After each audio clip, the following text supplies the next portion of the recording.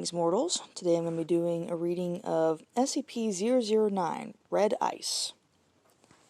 The title made me think of the red ice from Legend of Zelda. I can only assume that's not necessarily the case here, but oh well, let's get into this. SCP-009, Object Class Euclid. Special Containment Procedures. Object is to be contained within a sealed storage tank of heat-resistant alloy with dimensions not less than 2 meters by 2 meters by 2 meters.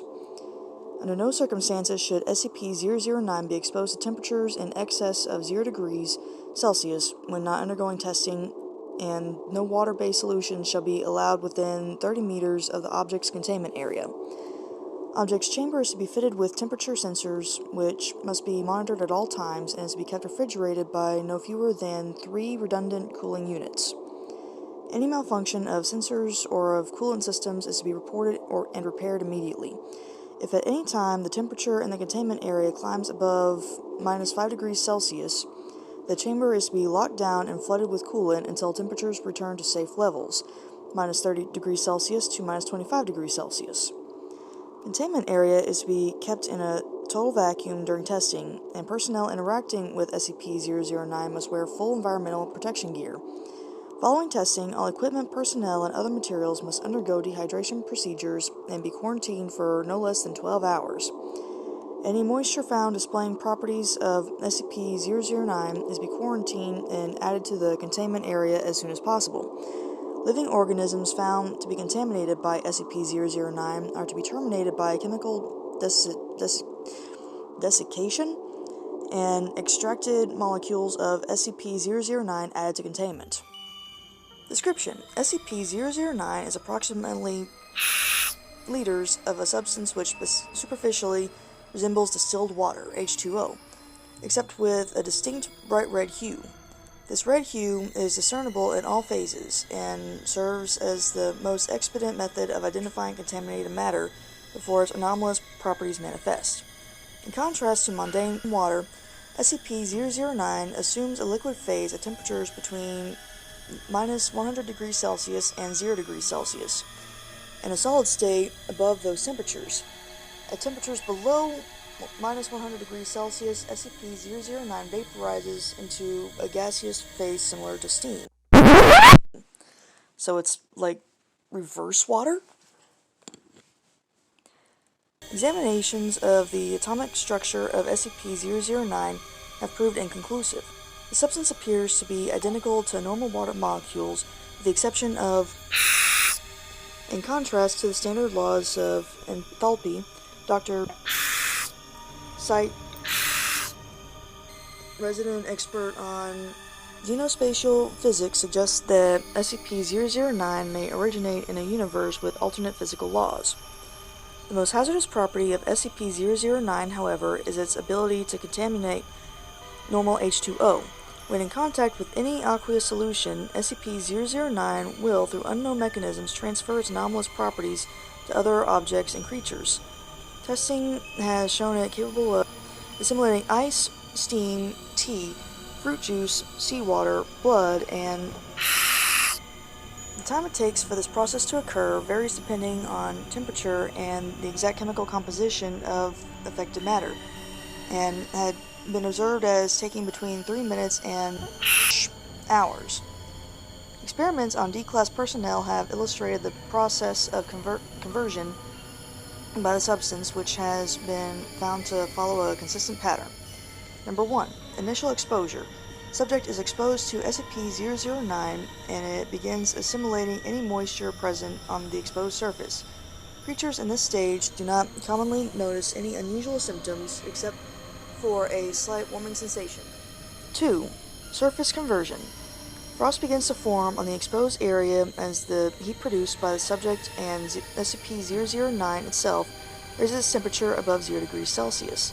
This stage can take anywhere from 1 minute to hours, during which time subjects begin to feel crystals from the epidermis. That sounds terrible. Skin crystals. 3. Deep tissue conversion. That sounds terrible. exponential increase in temperature of SCP-009 causes runaway reaction throughout the subject's body, resulting in actual blood loss is minimal due to ice crystals, allowing subjects to remain alive and conscious for up to hours. Number 4. Testing on D-Class personnel was discontinued as of April 23, 20. Addendum. Circumstances of retrieval. Subject was found in Alaska on November 5, 19. Foundation became involved after reports were obtained from the native tribe who came across the mangled bodies of a team of seal hunters which had apparently been shipwrecked kilometers from the village. All victims were found encased in red ice. It is kind of like Zelda. Cause of death reported as internal bleeding, though closer examination found it is surmised that the low ambient temperatures in the area retarded the freezing process. This prolonged the time to total conversion by hours and allowed the victims to remain conscious until origin of SCP-009 is currently unknown. Investigation into similar events or materials in the area is ongoing. Evidence at the scene suggests possibly involving SCP. Addendum. November 9th, 19.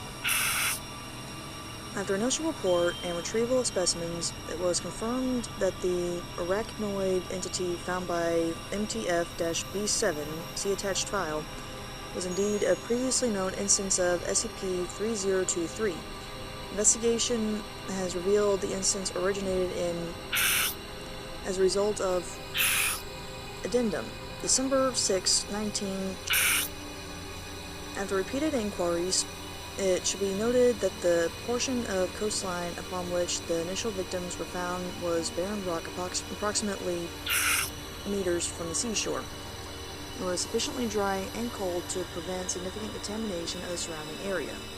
Had the site been closer to the water, there is little doubt an extinction level event would have ensued. Consideration of upgrading SCP-009 to Keter class under review. Addendum. November 16, 20. After cooling of SCP-009 for the purposes of experimentation is disallowed until further notice. Personnel are advised that liquid nitrogen is only to be used on the subject in controlled amounts, and only until temperatures have reached acceptable levels. Related note, possible application of SCP-009 in cold fusion research pending evaluation. Memo from O5 Command, January 9th, 20. We decided to keep this thing Euclid for now. We understand the concerns raised, but as long as you keep the power on and nobody goes near its containment area, there shouldn't be a problem. That's why we're keeping it in sight after all. As for the cold fusion research, we're putting a pin in that for now. Frankly, we don't have it in the budget for another SNAFU-like site. The salvage team still hasn't found Dr.